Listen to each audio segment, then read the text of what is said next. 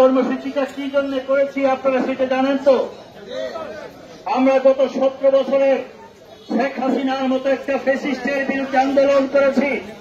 17 বছরে আমরা শেখ হাসিনা মানুষের ভোটের অধিকার বঞ্চিত করেছিল।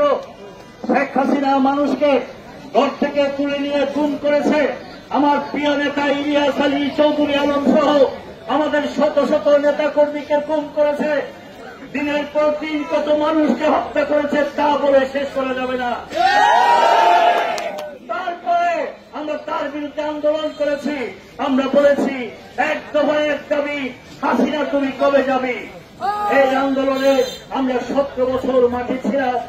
17 বছর, কত মাস, কত বছর, কতদিন আমরা কারাগারে ছিলাম, কত মামলা খেয়েছে আপনাদের রফিক শ্যামল মীর কিনা তা বলে শেষ করা যাবে না। তারপরেও কি আমরা কোনদিন পিছু হটেছি? সেদিন আমরা বুকের সামনে দাঁড়িয়ে, বুলেটের সামনে দাঁড়িয়ে, পুলিশের সামনে দাঁড়িয়ে শেখ হাসিনার চোখে চোখ রেখে বলেছিলাম, হাসিনা তোমাকে যতদিন বাংলাদেশ থেকে আমরা বিদায় করতে না পারবো ততদিন আমরা রাজপথ ছাড়বো না ইনশাআল্লাহ।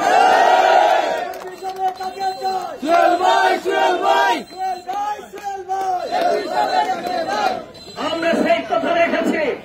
আমরা বলেছি শেখ হাসিনার সেই আন্দোলনের এক পর্যায়ে বাংলাদেশের আমাদের ছাত্র জনতারা ইনভলভ ছিল। অথচ অনেক সংগঠন ছিল যারা স্বাধীনতা যুদ্ধের বিরোধিতা করেছিল, যারা বাংলাদেশের রাজনীতি করার অধিকার ছিল না, যারা রাস্তায় রাস্তায় ঘুরে বেড়াতো, কেউ তাদেরকে জিজ্ঞেস করতো না। তখন আমরা তাদেরকে কাপড়ের নিচে করে, বগলের নিচে করে বড় করেছি। আমরা বলেছি বিপদের দিনে আমরা তোমার পাশে ছিলাম, ভবিষ্যতেও তোমরা আমাদের পাশে থাকবা।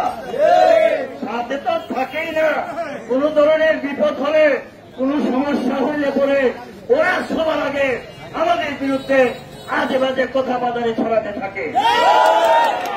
আমরা এই ধরনের সংগঠনকে আগেও বলেছি এই কাজটা করেন না, এই কাজটা মুনাফিকি, এই কাজটা মুনাফিকি। মুনাফিকের জায়গায় ইসলামে নাই। মুসলমানরা মুনাফিকি বিশ্বাস করে না।